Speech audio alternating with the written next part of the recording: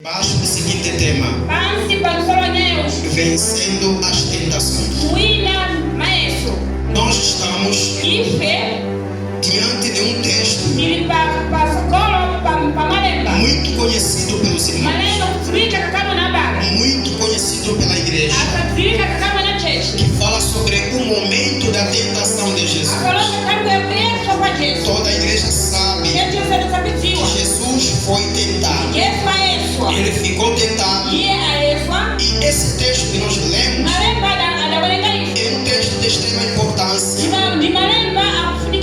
na Bíblia, porque ele se repete pelo menos 3 vezes nos 3 evangelhos que a Bíblia tem. Fala o evangelho de Mateus, fala o evangelho de Marcos, fala o evangelho de Lucas. E o mais engraçado, cada evangelista que escreveu esse livro apresenta de forma diferente a Jesus Cristo para um povo diferente. O evangelho de Mateus, ele escreve para o povo judeu e apresenta Jesus como rei. Em Mateus, o resumo daquele livro fala que Jesus, ele é rei. Quando você vai para Marcos, você vai encontrar que o Marco vai escrever esse evangelho de Marcos para os romanos. E ele vai dizer que Jesus, ele era servo, aquele que veio para poder atender as nossas necessidades, a necessidade da igreja e a necessidade do mundo. E quando você vai para o evangelho de Lucas, você vai encontrar, a Bíblia diz que Lucas, ele era um médico, ele era alguém que era historiador, e ele escreve o seu evangelho para os gregos. Quando ele escreve para os gregos, e ele apresenta Jesus como filho do homem. E para fechar, você vai encontrar o evangelho de João. O João vai escrever o seu evangelho não para um público específico, não para um povo direcionado. Por isso o evangelho de João é conhecido como o evangelho universal, porque ele não direciona a quem escreveu esse evangelho. Ele escreve para toda a gente. Por isso esse evangelho é conhecido como o evangelho universal. Aí João, ao escrever esse evangelho, ele apresenta Jesus como filho de Deus. Aí ele vai verbalizar dizendo o seguinte: que no princípio era verbo, e o verbo estava com Deus, e o verbo era Deus. Voltando para Mateus, Mateus fica preocupado para poder descortinar a genealogia de Jesus. Ele fica preocupado para poder descrever a nascença de Jesus. Glória a Deus, amém. Quando nós lemos a Bíblia, nessa parte da genealogia,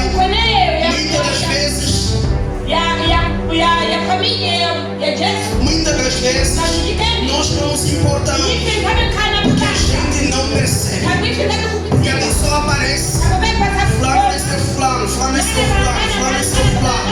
Então isso não cabe na nossa cabeça.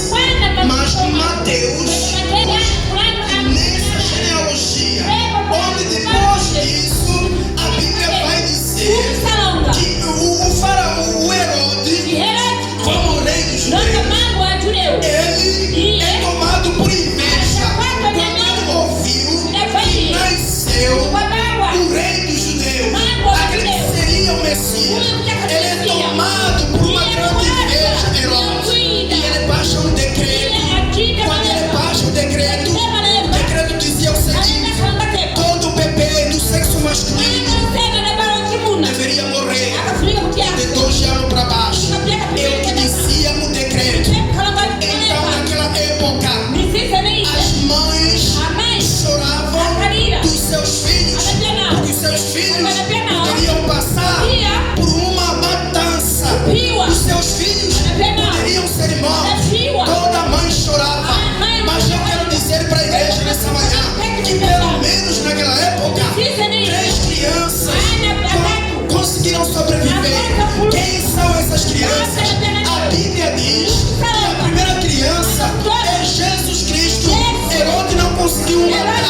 Porque ele fugiu para o Egito.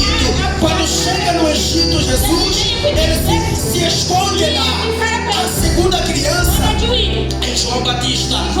João Batista, ele não poderia morrer debaixo do decreto de Herodes, porque João Batista iria preparar o caminho para o Messias. Daí João Batista não poderia morrer. A terceira criança que não morreu naquela época, as escrituras sagradas dizem que um filho, um bebê chamado Natanael, ele não morreu porque Jesus tinha um plano com este filho. Aí aparece a resposta que Jesus, um dia, ele estava num culto.